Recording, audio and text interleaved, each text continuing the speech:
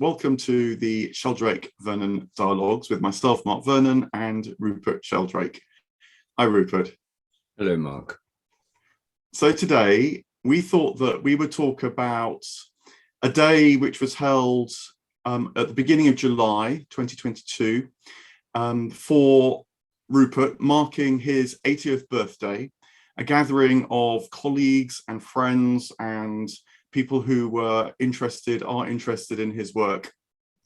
And it was not just a celebration, as you might expect, but was also a very fascinating day, picking up on different themes, things that I hadn't heard about even, as well as deepening a sense of what Rupert's work's been about and the legacy that it's generating even now. And so I thought, Rupert, if you were willing, we might talk about some of the things which came up during the day from the speakers and give people a sense of that, a kind of broad overview of your work, which in some ways, although we talk regularly and you talk regularly, it's perhaps useful to do, maybe helpful as well to do. Well, yes, I'd love to do that, Mark. Personally, I found it a wonderful day. I found it really helpful myself, because it brought together different strands of my life and interests in a way that hasn't ever happened before. So it was for me a unique occasion, and so I'm delighted you were there, actually, not just there, but taking notes. So you actually remember what was going on, perhaps better than most. Yeah, well, that's the way I thought we could do it. Is just in a way go through most of the speakers, at least, who spoke on the day, and I pick out something that stood out to me, and then we could talk around that and then move on and just see how it kind of unfolds. And it began at St. Bride's, Fleet Street, which immediately I thought was very Rupert Sheldrake, because it's in a church in the centre of London, and you all have often said that making contact with holy places, in particular places, is a key inspiration for you. And then Guy Hayward, another of your collaborators who works with you on pilgrimage and also the Evensong website, he talked about why the church is there and how there's Bride's Well, an ancient well that now feeds a tremendous plane tree in the churchyard, but that how Bride's Well is a saint that was both in the pre-Christian world and the Christian world, Bridget and Bride. And immediately that kind of whole sense of connection and digging down as well as reaching across and seeking the current manifestation of these things, as well as being open to previous and indeed future manifestations, felt like exactly the right spirit.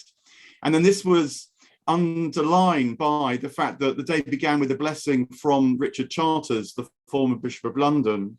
And he made a very interesting remark about how in the Garden of Eden there are the famous two trees of the knowledge of good and evil, and then the tree of life, the tree of wisdom, and how the tree of wisdom, the tree of life, is precisely the one that can put knowledge into context, can make connections that can enable us therefore to participate more richly with life. So that whole sort of setup immediately connected us to the spiritual significance of what you do. I hope it, I guess it, I don't know whether you thought that quite through so fully before, but I guess you were glad that that was all becoming present as we began the day. Yes, well, I didn't know so much about the history of St. Bride's until Guy pointed it out. But I loved the fact that the day started with a blessing from Richard Charters. And it was a wonderful blessing that he gave. And I did feel that as a result of it, the day really was blessed. So for me, that was a crucial part of the whole proceedings. And the fact that most people who were there for the day were able to be there a bit earlier for this blessing. Why, let me ask a really obvious question. Why is it so crucial to you that it begins with a blessing?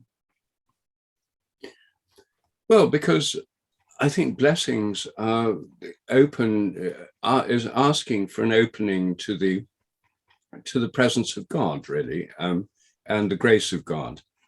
And Richard Charters included the priestly blessing as part of it. The Lord bless you and keep you. The Lord make his face to shine upon you and be gracious unto you. The Lord lift up his countenance, the light of his countenance upon you and give you peace. I mean, it's really about being in the presence of God and being blessed by the presence of God, which means, in perhaps less symbolic language, within the presence of the greater consciousness or the greatest consciousness. So it's really about putting the whole day in the light of something much bigger than all of us. And I thought that was a really important way. And as you mentioned, whenever I go to a new town or a new city or do anything, I try to go to the holy place at the center of it. In India, usually a temple or a mosque, but in Europe, a cathedral or a church or a chapel, or wherever the central holy place is. And our meeting was at the St. Bride Foundation next to St. Bride's Church. So having the blessing there in the local holy place seemed to me the best way to connect with the place, the tradition, the divine presence, and bring us all into that presence there to start with. And the fact that we ended the day with a nano pilgrimage, walking to St. Paul's Cathedral for choral evensong, framed at the end of the day also this being in this space, St. Paul's Cathedral being huge. I mean, it's literally vastly bigger than any of us. And with the soaring music of the choir echoing in that space, it gave the sense of this much greater presence and greater reality. And so I think it's really putting everything into this context of something far greater than ourselves. And personally, I think that's very important. I mean, I meditate and I pray every day because I think it's important to have one's life in that larger context. And I guess that you see the vocation of the scientist in that context as well. You know, sometimes scientists will remark, I think as Einstein put it, that they feel they're gazing into the mind of God when they're studying the natural world.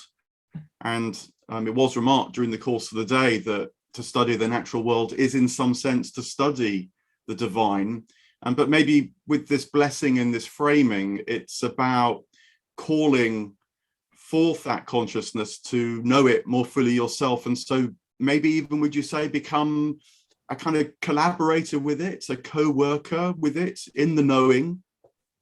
Well, yes. I mean, I think that first of all, I think that the whole creation is ultimately comes forth from divine creativity, or creativity has a kind of divine source. And the creative, active principle in the whole of nature is the Holy Spirit, or the conscious creative power that works through all nature. And then I think of God as sustaining all nature. I mean, that's part of my own way of seeing it. And of course, it's not just me, it's a very traditional way of seeing it in theological terms. So yes, and I think that the scientific exploration is something that we as humans are able to do. And I think that it's something we do because we're part of that creative spirit. I think our minds are part of the greater mind that underlies all things, and akin to the minds of all the living beings in nature. So I see this as all part of a consistent and fitting together. And I see what I'm doing and what other scientists are doing as revealing more or exploring more of the nature of nature. And I think we're only able to do that because our minds have this affinity with nature, and they have an affinity with nature because they have a common source with nature, namely in the ultimate consciousness that gives rise to all things.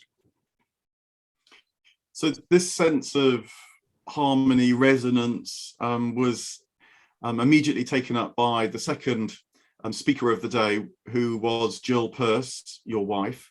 And she talked a bit about how you met originally because of a shared interest in science. This was something I hadn't fully appreciated, that Jill had been working with a group of scientists on the phenomena of spirals in nature, which she has had a long-standing interest in. And then she led us into a chant, which was a very embodied, audible sense of participating together in a shared, well, if I say shared drone, I mean that in the way that drones often operate in music, that is like the background consciousness from which, in the chanting case, the overtones, the manifestations can be heard. And so we had a wonderful few minutes with Jill doing that. And then she took us to the sort of, I don't know, the big rupture, certainly, of your professional life, by reminding us that one of your children's, Merlin and Cosmo's, first images of you was watching a television program called Heretics, where a picture of you had been pinned to a wooden door, immediately to be engulfed by flames. And so this took us to the publication of A New Science of Life, and what was the completely unexpected reaction to that at the time. Well, yes, I think Jill's contribution was, absolutely set the tone in the sense that the chanting that Jill does is about the resonance, the power of resonance, and the overtones that Jill makes are the harmonics. It's all to do with resonance. And so her work and mine fit together in an extraordinary way, because morphic resonance sees resonance as an underlying principle in all nature, as a kind of metaphor with sonic resonance, but chanting and making that embodied gives us the direct experience of resonance, and by chanting together, of resonating with each other. But as you say, Jill also showed some of the dynamics that have underlain my career, because starting off as in a fairly conventional scientific way with, as a research fellow of the Royal Society, a fellow of Clare College, Cambridge, principal plant physiologist at the International Crops Research Institute in India.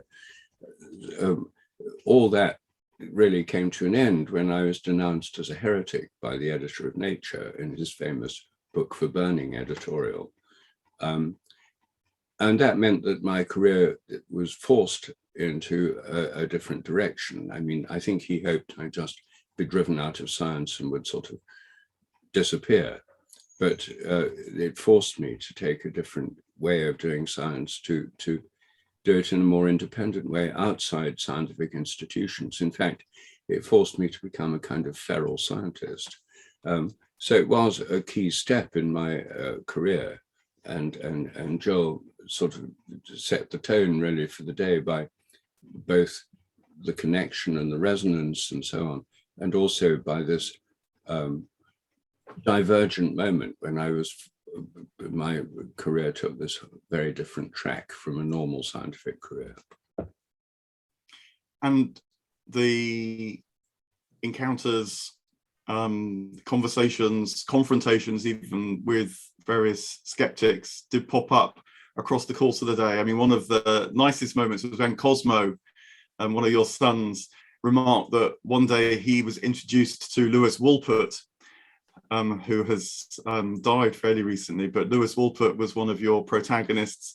And Cosmo announced to Lewis Wolpert, "We pray for you," which I think caught him quite by surprise. But there was a tremendous sense of when you have these encounters, you've, at least in public, always held on to not just the scientific method and following the evidence and wanting to build the case, and not be constrained by dogmas and doctrines, but also with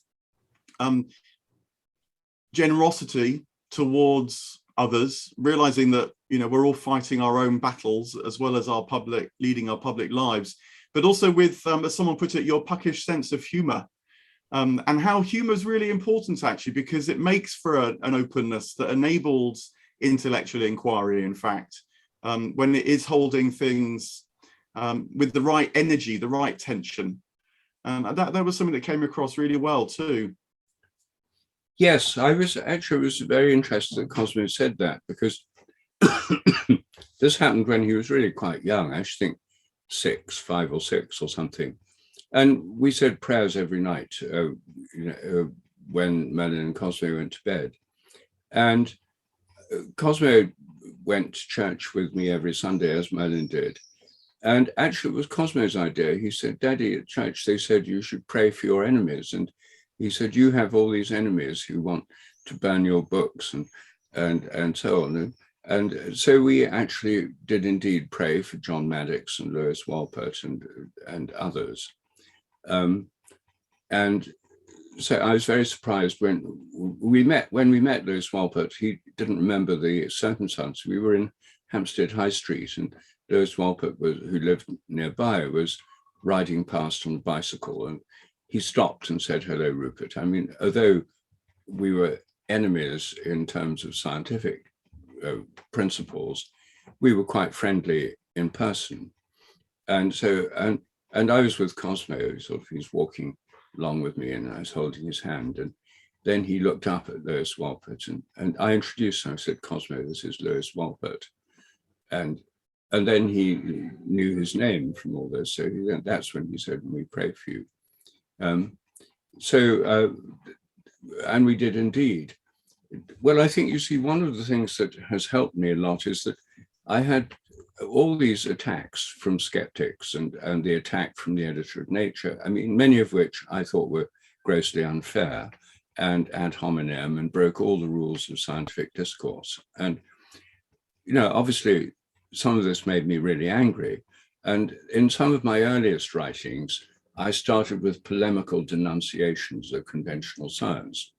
And one of my friends, who was a molecular biologist at Cambridge, who was quite interested in what I was saying, said to me, "Look, if you start by attacking everything I think I stand for and all the research I do, I'm not going to want to read anymore."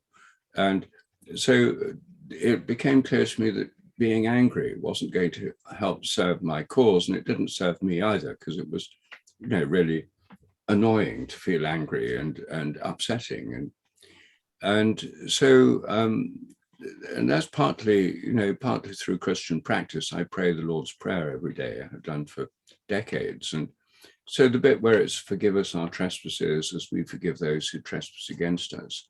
Well, these people certainly had trespassed against me, and they hadn't asked me to forgive them. And I didn't feel like it at first, but I asked for God's grace to forgive them. And actually this anger evaporated. I mean, when I saw they're all fighting for the truth as they see it. I mean, they're not people. Their anger with me was not so much with me as a person, but with the ideas I was putting forward.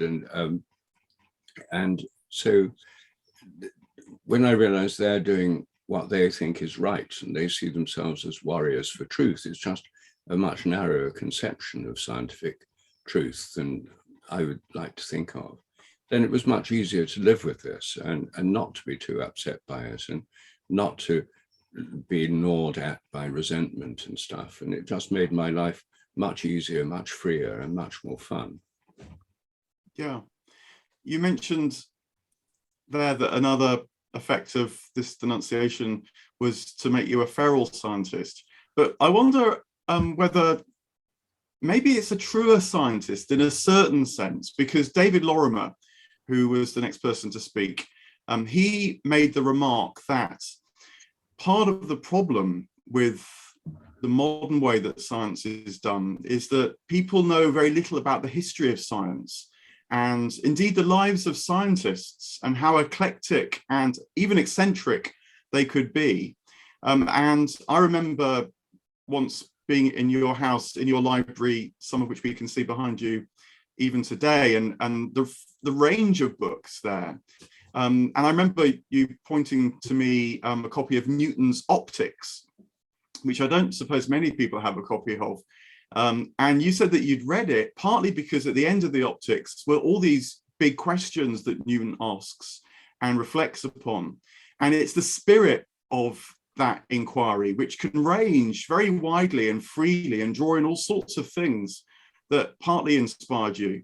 And then David Lorimer underlines this because he read out a greeting from Ian McGilchrist, another contemporary scientist whose work ranges very widely and very freely and is therefore remaking slowly how these things are imagined and conceived. And in McGilchrist, it was a very remarkably fulsome appreciation of your work for the freedom that you have pursued this vocation of being a scientist with, and that he understands because he shares it as well.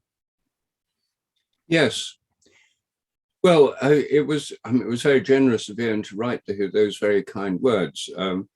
But I think that he and I are two of the very rather rare examples of independent scientists. And there aren't very many independent scholars. I mean, you're one of them, Mark, yourself. You know, you're an independent scholar with a very wide range and covering a lot of topics. But those of us who are not working within the academic world do have a freedom that academics can't enjoy. I mean, what academics do have is regular salaries and prestige and regular careers and pensions and graduate students. I mean, there are lots of advantages to it. But they're often constrained by their colleagues and their departments and their many commitments to administer departments and sit on government committees and all that kind of thing.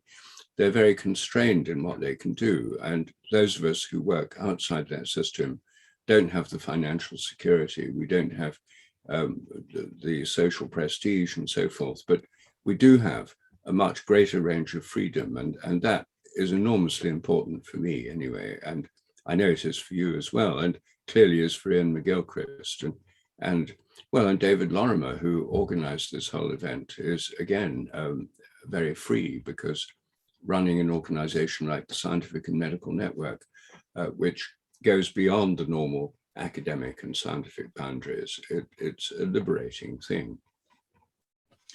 And the liberation, to pick up on the next speaker, who was yourself, showed up in many ways in what you said, but partly it's the freedom to keep focused on the very fundamental questions, because you talked a little bit about your earlier life and inspirations around you.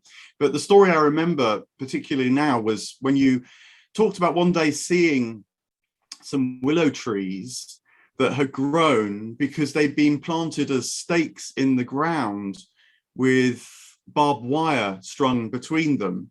But the willow trees had come back to life and left the rusting barbed wire hanging.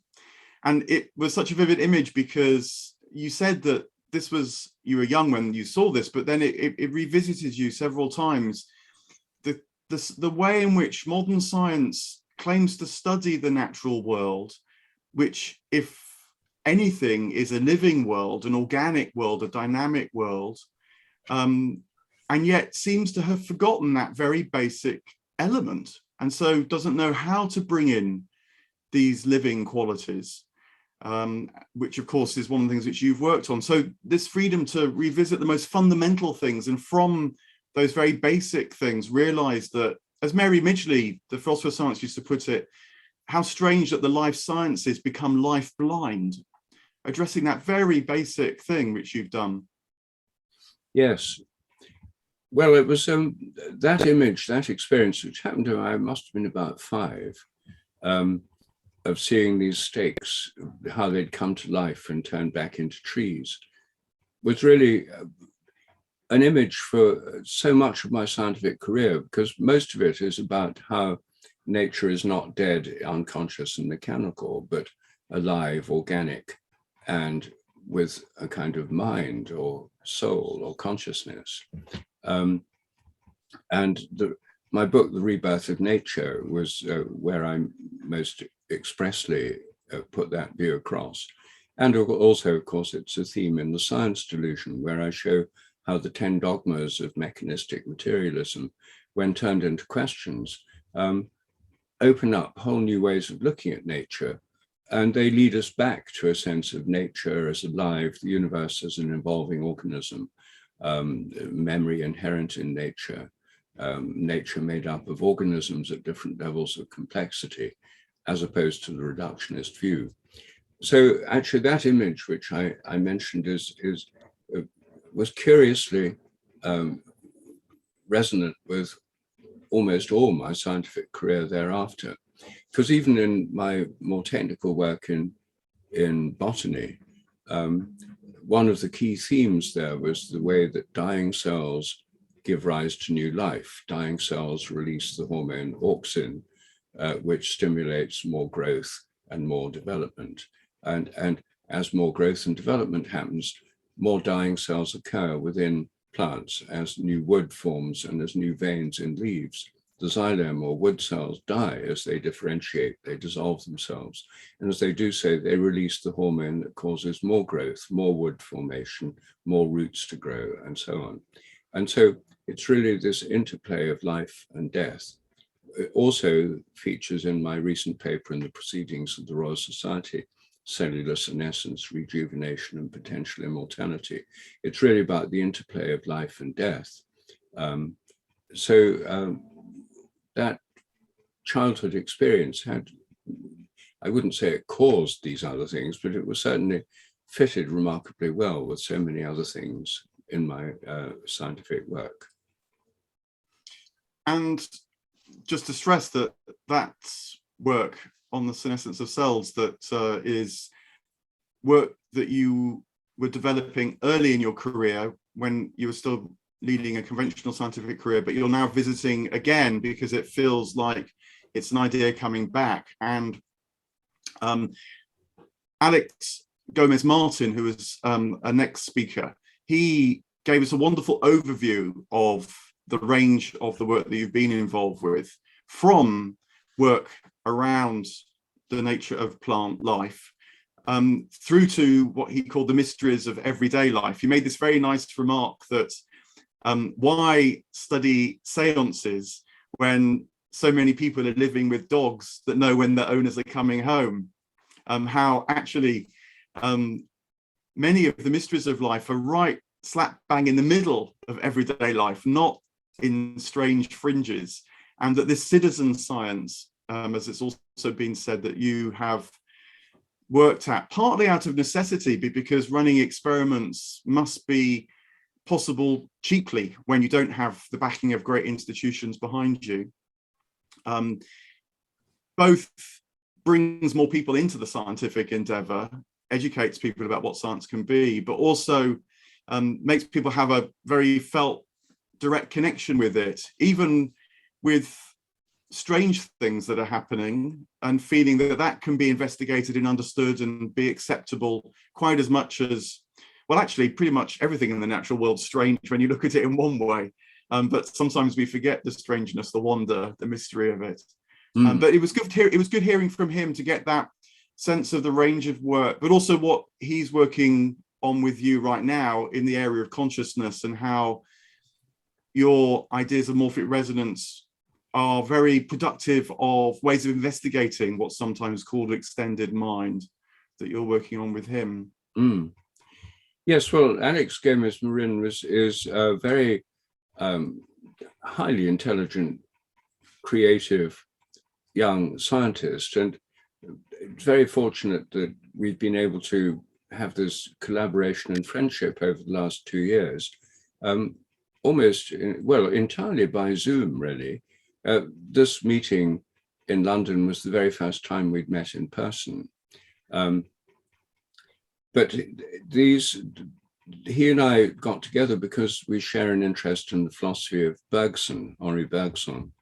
And the two aspects of Bergson's work we're working on together is, one is the extended mind in space, which I think can be tested and explored through the sense of being stared at, which is another mystery of everyday life. The feeling of being looked at and turning around to find someone's looking at you is something 95% of people have experienced. It's extremely common, widespread. And yet completely unexplained scientifically. It ought not to happen from the conventional point of view. We're writing a joint paper on that at the moment. And the idea that memories are not stored inside the brain, which is an idea that I first learned about from reading Bergson, is one of the key ingredients in my whole idea of morphic resonance and memory in nature. And so Alex and I are also working on, we're planning to write a joint paper on memory and the brain.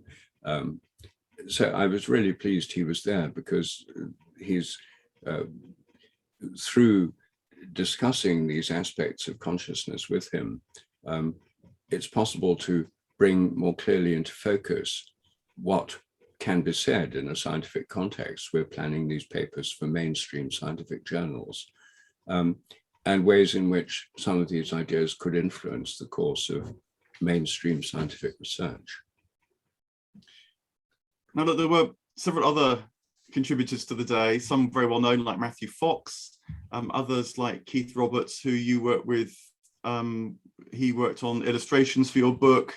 There was as well David Luke, who is well known in some quarters for his psychedelic research, and he's worked on the paranormal side of things.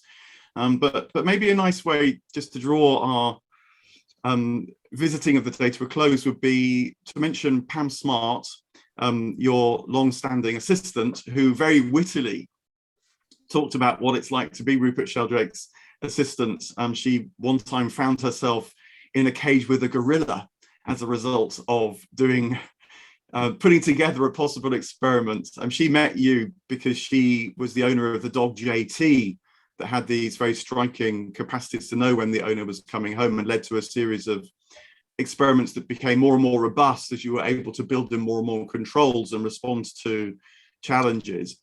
But I wanted to link what Pam said with what Merlin said, your other son. We talked about Cosmo a little, and Merlin gave a very lovely talk where he showed how maybe one unexpected effect of his, what he called biological education from you and from Jill, was this business of focusing on the use of the passive voice in science.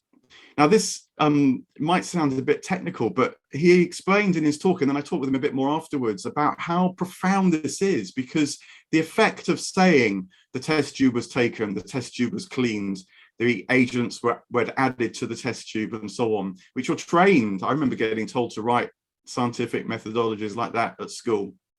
But it removes the person, the scientist, from what's going on, and so just continues this sense that somehow the universe, if it's seen properly, is a dead machine that somehow works like clockwork according to fixed laws without any kind of conscious or soulful engagement at all.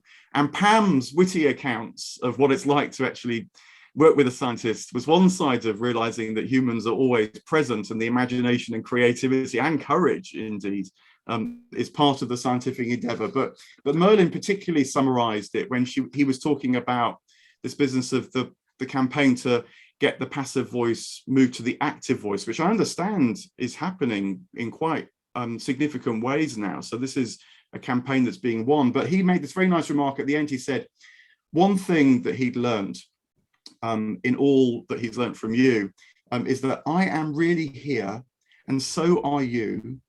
So are numerous other beings, seen and unseen. And it was a very simple but very wonderful invocation of how science can be done with this participative, fully engaged, enriched experience of life, which of course he's written about in what's now becoming a very successful book of his own, Entangled Life. It was lovely having all that dynamic so richly present, as well as the tangible things, not least of which is campaign against the passive voice. Yes, it was wonderful that Merlin could give that talk, and of course Merlin's book Entangled Life and his whole approach really do help to bring this idea of living nature into public awareness in a most effective and profound way. Yes, it was the thing about the passive voice was so interesting because when he was at age 11 was forced to write that way at school, which is what triggered off my interest in this, because I'd stopped writing in the passive voice years before, and most scientists that I knew at Cambridge and elsewhere had also stopped using it. Even my John Maddox at Nature, who I disagreed with about so many things, as we mentioned, thought that reports should be in the active voice, and Nature was one of the journals that took the lead. So it was rather surprising to me to find that leading schools were still teaching students to write that way. And when I did a survey of more than 250 secondary schools in Britain and found that more than half were teaching in the passive voice, and that I was appalled to find this was still going on. And even some that were teaching in the active voice didn't want to. One respondent was the head of science at a comprehensive school in Mansfield in Nottinghamshire, who said, "It's hard enough to get my students to write anything at all, let alone to write it in such an artificial style as the passive voice." He said, "However, if I taught in a better school than the one I teach in with different kinds of students," he said, "I'd do it if I could, but I just can't." So there was somebody who was teaching the active voice not because he thought it was better, but because he, through a sense of failure at being able to get anyone to write in this artificial style. And actually, his students were right. This was much better to write in the active voice. And this was one of my more successful campaigns, actually, because I wrote articles about it in New Scientist, the School Science Review. And Lord May, who was then president of the Royal Society, was extremely supportive and went so far as to say, in this day and age, any scientific report written in the passive voice shows it to be a second-rate work. He said it was the mark of second-rate work to be written in the passive voice. But still, some schools are still teaching people to write that way because it's a deeply embedded convention to do with this false image of scientists as somehow totally detached from the universe and utterly objective. And as we know, the replicability, the reproducibility crisis in science, which shows that most scientific reports can't be replicated, has brought about a new kind of humility within the sciences, ones I've never seen before. But this false image of scientists and their false image of themselves was enhanced by the passive voice. And I'm really glad Merlin brought up that point. And it's really important because it affects the whole cultural attitude towards science, which I guess for most people is to sort of put them off because they feel, what's this got to do with me? When in that particular sense, the science has been saying, well, it has got nothing to do with you. You're supposed to remove yourself. So it's, it's one of these subtle issues that actually in the longer term, might make a lot of difference to people's appreciation of science, but also to what becomes acceptable science as well, as the human presence, the human soul, the human consciousness and so on is seen to be so crucial to how we engage and participate with the world in this sort of interactive way. Mm. Well, look, it's fun to talk through a few things from the day. I hope, dear listeners, that has given you some sense of what was such a good occasion in all these different ways.